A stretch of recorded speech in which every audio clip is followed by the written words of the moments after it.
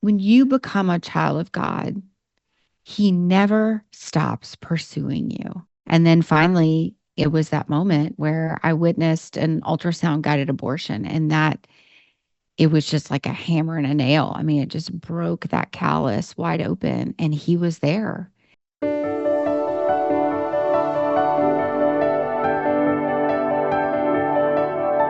Welcome to this special episode. My name is Randy Kay. My guest today is Abby Johnson. She's one of my favorite people. You may have seen her in the movie Unplanned. She was one of the executives of Planned Parenthood. She left after witnessing an abortion, and she is one of the greatest advocates for life. She is the founder of Pro-Love, amongst other ministries. She's authored books, and I could go on, but Abby, it is great to have you with us today. Thank you. It is so good to be here with you, Randy. Well, Abby, I had the pleasure of interviewing on your podcast, Politely Rude. I love the name, by the way. And so now I have the distinct pleasure of interviewing you.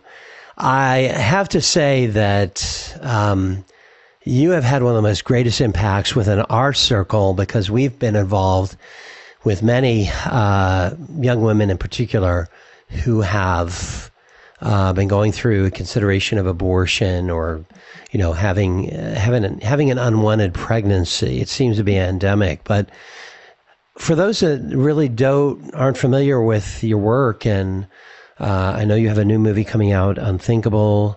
Maybe you could give us just a brief overview. I know, as I mentioned, you were the former executive for Planned Parenthood. You witnessed the procedure had a profound impact on you. And then you're one of the greatest impact for one of the greatest advocates for pro-life today. Well, thank you. I was, grew up in a Christian home, but I think it was different. I was born in 1980, grew up in the 80s, early 90s, and didn't grow up hearing about abortion. We didn't sit around the dinner table and talk about controversial issues. I think, my parents were like, well, we're raising her in church and we're raising her to know the Lord. And so we don't need to talk about those sorts of things, because she's going to, always follow the Lord. And so abortion's not ever going to be on the table or something that we encounter. And I think at that time in the media, those sorts of issues weren't really in our faces like they are today. And so I think there was also kind of an assumption that with parents that maybe the church was handling that in the youth group, and then the youth group made the assumption that the parents were handling it, and so nobody was handling it. Um, and so I went to college just honestly very naive about the world, and I grew up in a small town, a small school. Um, Kind of sheltered small thoughts, and so I went to college just not really knowing anything about this big world out there, and met a woman with Planned Parenthood who ended up being very influential in a negative way in my life. But she was very convincing, to a naive small town kid who didn't really know anything of the world. And she, was telling me about Planned Parenthood and all of the great things that they do, and how they're there to help women, and particularly low income women. And I just thought, well, gosh, who doesn't want to do that? Who doesn't want to help women? Everybody, and who doesn't want to help low income women? Everybody. And I remember her talking to me about abortion, and I said, well, I remember saying I was raised in a pro-life home. And she just said, well, that's good. She said, pro-life people, they're good people. They're just kind of misguided. They don't understand that without abortion, women are going to be forced to go to back alleys, and they're going to die from these unsafe abortions. And I had never heard anything like that before in my life. And I think at that time I thought, well, I guess that makes sense.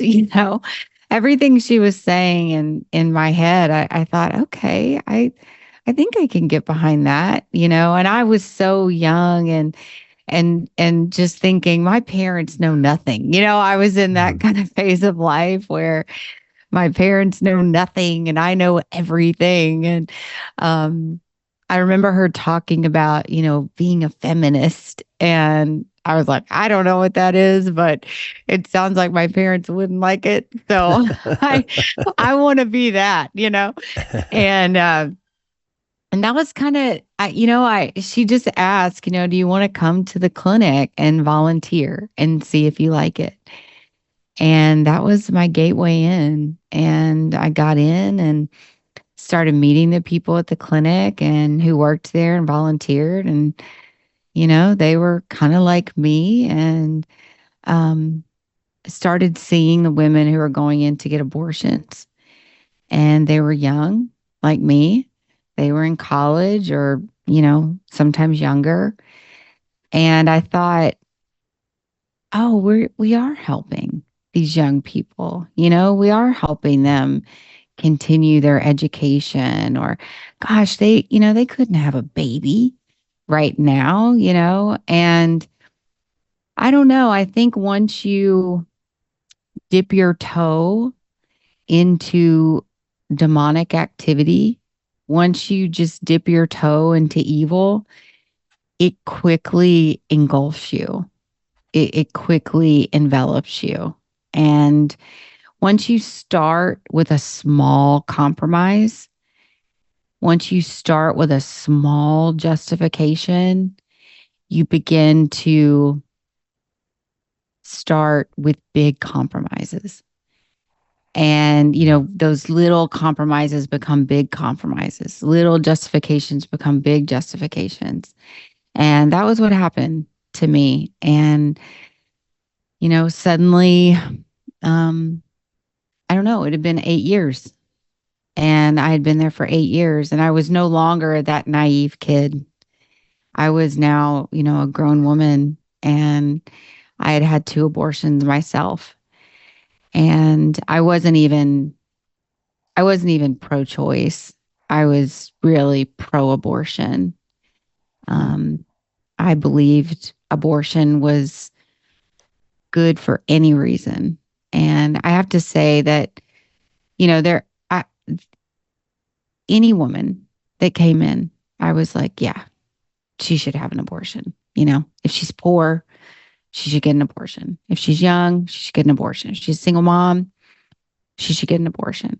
And um, that's what I think that's what evil does to you.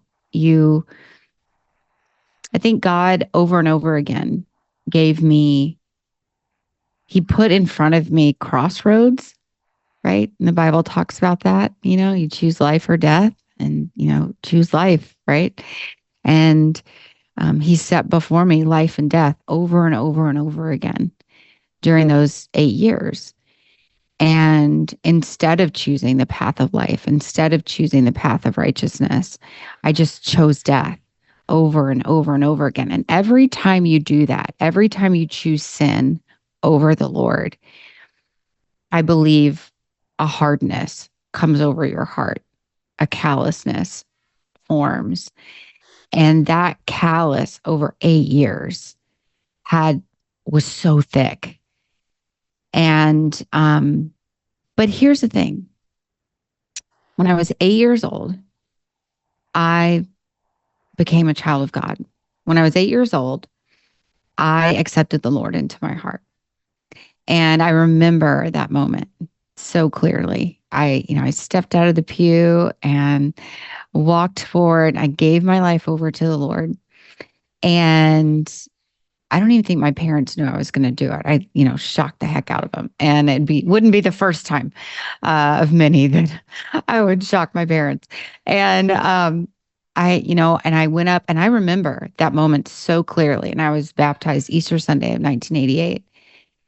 And And I think over all those years, I did it, at that time, I was actively stepping away from God.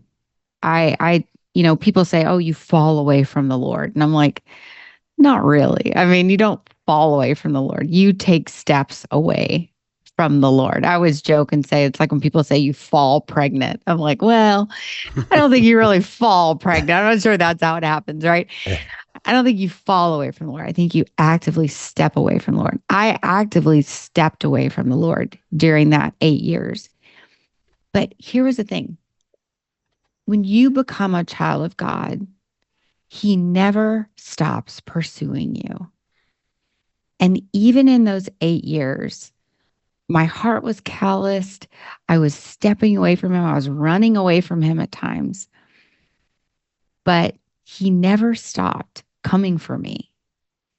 And I can look back now and see times where He was still reaching His hand out, still reaching for me. And in that last year, there were so many things that I think were chipping away at that callus that had formed around my heart. And then finally, it was that moment where I witnessed an ultrasound guided abortion, and that it was just like a hammer and a nail. I mean, it just broke that callus wide open, and He was there.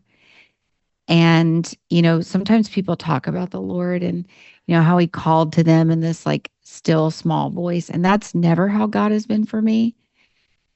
God's never been subtle in my life. When He came for me, when I was standing there in that abortion clinic procedure room, when I witnessed that abortion, He didn't come for me in a small way. He came back for me like a roaring lion, Hmm. like a father, like a father protecting his child. And He was like, I'm coming for you. It's time to get out. It's time to leave. And I'm snatching you out of this evil. And I never looked back. And Hmm. that's really how He's been in my life ever since. It's like I can see if I'm about to step into something evil, if I'm about to step into something that would compromise me and my faith and my morals. It's like He's like, well, stop, sister. Like, Hmm. you know, He's just been so clear with me ever since. Do you ever, Abby, have any regrets over being kind of I'll call you kind of the poster child for the pro life movement? That is, you are the leader of the pro life movement, I think is more accurate because you're identified so predominantly as that advocate for life, for saving lives from abortion. Does it ever consume you and you think, well, if I could step back from it and not be a part of this movement of saving lives, has that ever become a burden to you? Mm. Yeah, it's a good question, Randy. Yeah, all the time, actually.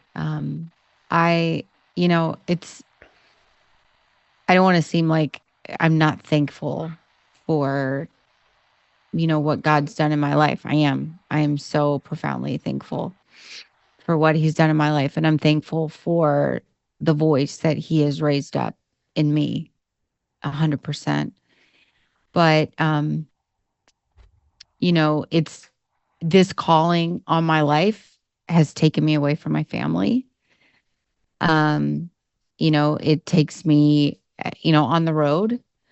Um, I have 8 children, and I faithfully go. And, but for a long time, I found myself just praying, God, please take this away from me. I don't Mm, want it anymore. mm, Um, I don't want to be gone. I don't want to be away from my family. I don't want to do this. And the burden is heavy. not just being away from my family, but also the burden of feeling like I have to work to save lives. Um, that's a heavy burden, you know. And for a long time, I think I overworked myself because I felt like I had to do this reparation for all that I had done in my life. And so, people would go, everybody would be in bed, in my house, everybody would be asleep, and it would be midnight, and I would be turning my computer back on um, to do more work, to answer more emails, because the thought is in my mind, like, if I don't, what if I'm missing someone? What if I'm missing someone who needs me right now? What if I'm missing that email from a woman who is thinking about having an abortion? What if there's a life that needs to be saved that, I'm going to miss when I close my computer? And, God really had to deal with me on that because I realized that was really a sin of pride. Um, Thinking that I had to do all the work, you Mm. know, that I had to end abortion, right? And I can't end abortion on my own. I'm not going to be able to do that. And I think it was also this pride thinking, feeling like I had to do reparations for my past is really not giving all of my past to the Lord. Um, feeling like his his death and crucifixion and resurrection was not enough for my sin, that I have to somehow work that off. That is also a sin of pride. And I think a lot of people struggle with that, like I have to work away my sin. And so God really had to do some work in my heart on that. And he has over the past couple years, like, just be still and know that I've got it. You do your work and then you rest and you let me handle it. You let other people handle it. We're all just instruments working together for his purpose. Um, but yeah, I mean, there are times still when I pray, God, I don't have to do this anymore. you Mm. know, you can take this away, anytime. Um, but I've since he has done this work in my life in 2009, my commitment to the Lord was that I will continue to follow his will, um, no matter where that takes us, and as a family. And so I'm just continuing to do it. And if that, wherever it is, right? And even if it's uncomfortable for me or whatever, I thankfully I'm able to manage it a little better, and I'm home a little bit more. Um, but I just pray that as my children grow up and as they get older, they understand that, their mom was gone because she was helping to save the lives of other children and other families. And I trust you'll see them in heaven. Yes. Um, when I mention heaven, I get teary eyed, so excuse me. Oh, it's We won't okay. go there. That was for It's your okay. interview It's with okay. me. So um, I'll go to a more, let's say, controversial issue, and that is there was the overturning, of course, of Roe v. Wade. Mm, And now articles are coming out. Recently, Vice President Kamala Harris was essentially selected to be the Democratic Party representative or candidate for president. mm, She has been a strong advocate for pro-choice. mm, And the Atlantic came out with an article that actually said the Democrat party has a winning issue with abortion, it seems to be that that's a primary kind of campaign initiative now. And maybe you can help us understand why that is, that it has become such a passionate issue for some, many, and how we as a body in Christ can help to counter that message. Yeah, it's been interesting because they really have since they have put Kamala in this position, it seems, um, they've really focused, it seems like their entire campaign around abortion. It was not that way when it was Biden. Um, but now that it seems that Kamala is going to be the nominee, even today she said something that was so strange to me. She said, "Women are getting pregnant every day in America, and this is a real issue." Mm. And I'm thinking, women getting pregnant is not an issue. That's just a fact of life. And in fact, that's a beautiful thing that women are getting pregnant in America. Um, so it was such a strange thing to say. I think it shows though who the Democratic Party is. And I think it shows their aversion to motherhood, their aversion to the family, and their aversion to children. Mm. Um, that they see pregnancy as a disease. Mm. They see pregnancy as something to be eliminated, as something that is a problem. Really speaks to where they are as a party, but also where we are as a culture. Mm. Um, I, you know, I find it interesting that you would think that there would be such a stark contrast these days because generally in all things where there is one extreme, there is another extreme. Usually there are two extremes, right? Um, so you would think that with the Democratic Party being so extreme on abortion, their platform demands abortion through all 9 months of pregnancy, taxpayer funded abortion through all 9 months of pregnancy, elective abortion, abortion for any reason, um, up until the date of birth. You would think that the alternate party, the Republican Party, would be on the other extreme, right? Okay, then we don't want abortion at all. So we don't want abortion at all from the moment of conception.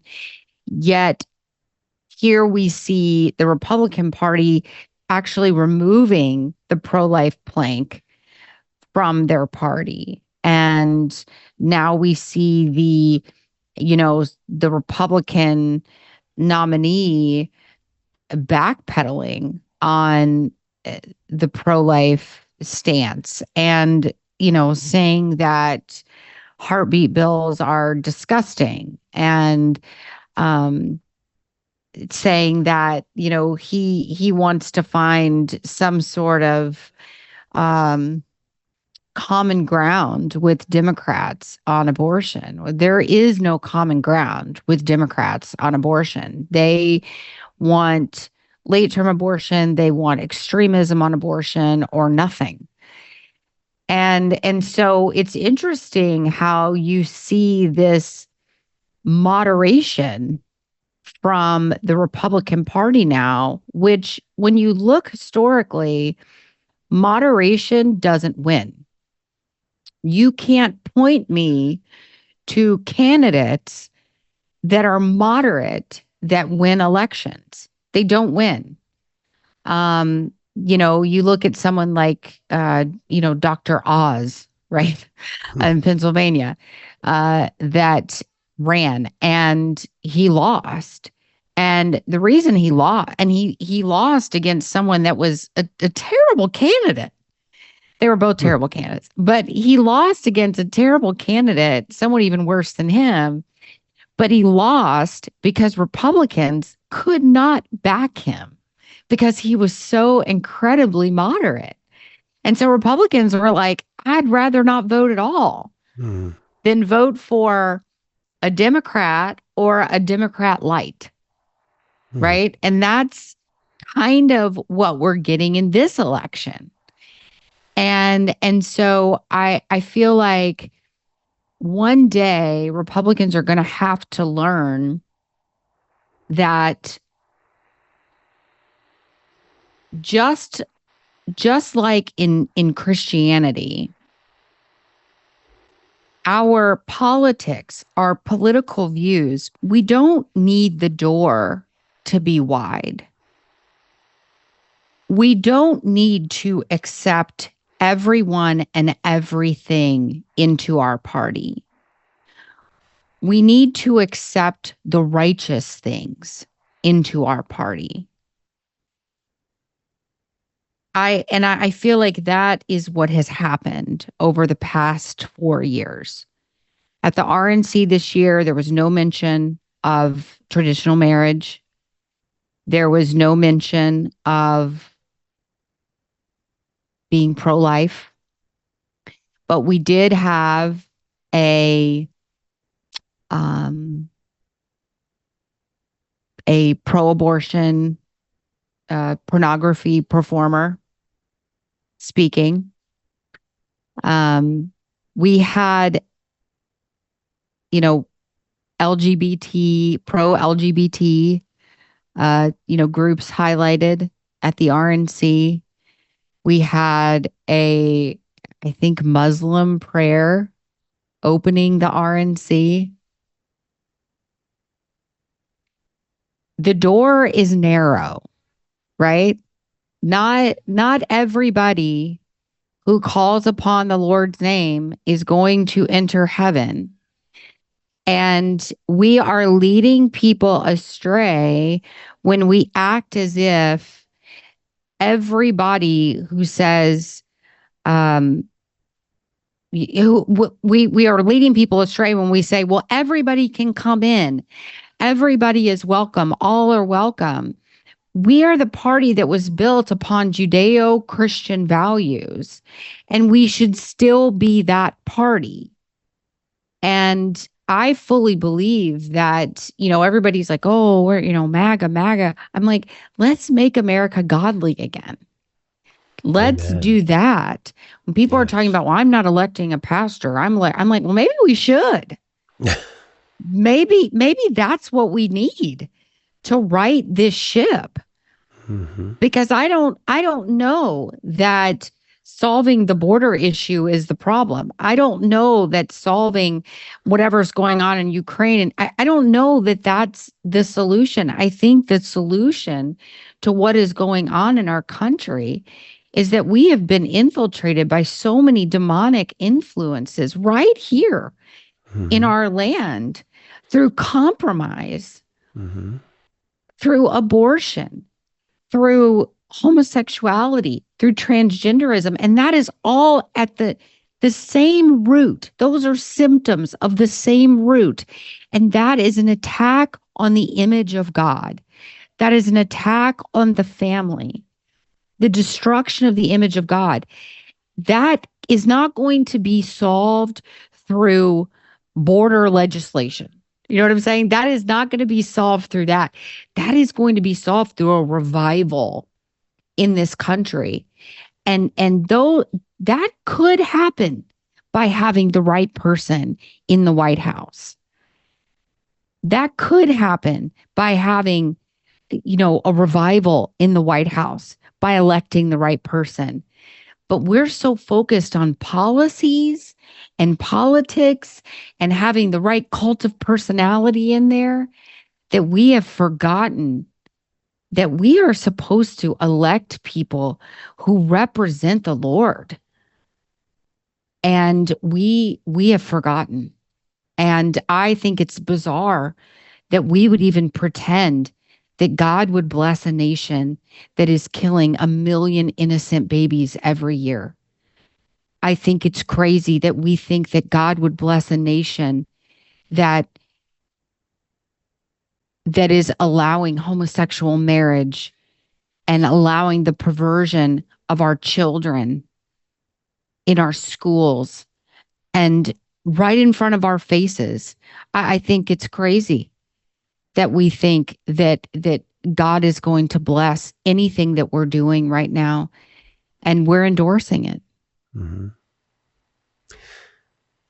I'm so glad, Abby, that you pointed that out, that we have a moral crisis. We have a crisis not of the issues so much as it is what has caused the issues, the foundational reason for that, which has been to a large extent a rejection of God, trying to appease all and not appeasing the one that we should appease most of all.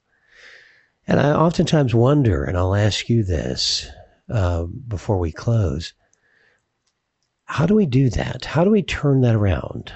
Prayer, obviously, Sure. but there has to be kind of a backbone now to stand up for what is righteous and not just what is convenient. Mm-hmm. What can we do to help to turn the tide so that we're not just a namsy-pamsy group of people just going by the whims of what we think is politically advantageous? Mm-hmm. So I think there's a few things, Randy, and these aren't, I think some of it takes a little bit of sacrifice from us. Um, I think that we need to get into and support churches that support these types of values. There's a lot of people that are sitting in the pews of churches that run against these basic core values that honestly, I mean, they're supporting values that are against a biblical worldview. And there's a lot of people that continue to sit and support those churches just because that's where their friends go, or because they grew up in that church, or whatever it may be. We have to stand against that. Those churches should be empty. Mm-hmm. If a church does not support a biblical worldview, that church should be empty. Period. They should not be receiving our tithe. Mm-hmm. They should not be, our butts should not be in those seats. Mm-hmm. They should be empty. Nobody should be darkening the door of those churches. And, and some of that is at a national level too. I mean, the United Methodist Church, openly supports homosexuality, openly supports abortion. The Episcopal Church openly supports homosexuality, openly supports abortion. The Presbyterian Church, the LCMS, no, not LCMS, not the LCMS, the ELCA Lutheran Church openly supports homosexuality, openly supports abortion. Those four churches right there, no Christian should be a member of those four Christian associated churches. Nobody. And nobody should be giving them money. That's so simple, right? I mean, that's it. But if you are a member of that, that's going to make you uncomfortable, right? To go out and find a Bible believing church. But mm-hmm. It's important for your own soul. Mm-hmm. It's important that you be fed by a church, by a pastor, by a group of believers, by a group of Christians that actually believe the same way you believe and believe mm-hmm. in biblical teaching, right? That's important. Yes. So it may make you uncomfortable right now, but in the end, it's going to feed your soul. And that's what you want. So you know, that's okay. So that's one thing. We need to be draining these woke, liberal, really anti-Christian churches and be filling the seats of churches that truly proclaim the word of God. So that's one.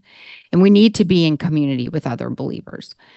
Number two, we have to take a stand, whether it's in our own families, our own communities, our churches, whatever. We need to take a stand. I A lot of people think, oh well, Abby, that's easy for you to say. This isn't in your family. This No, this isn't my family. I have a family member who is a girl in my family who's now living as a boy, and a very dear family member of mine. And her mother emailed me and asked me what I thought about it. And she knows what I think about it. She has to know what I think about it. Um, but I think she just, for some reason, wanted that confirmation. And I love my family. We're a small family. There's not very many of us. I'm an only child. She's an only child. Um, there's not very many of us. But when she emailed me and asked, that could have been an opportunity for me to say, oh, you know what? I love y'all no matter what.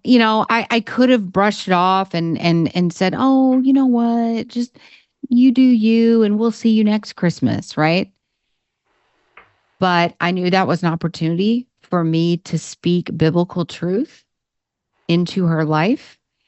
And I knew that that meant it was going to cause a separation between the two of us.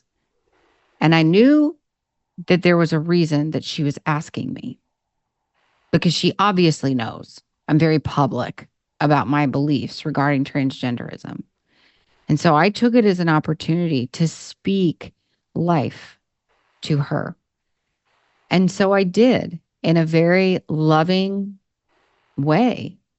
But I quoted the Bible, I quoted scripture, and I told her how much I loved her and her daughter.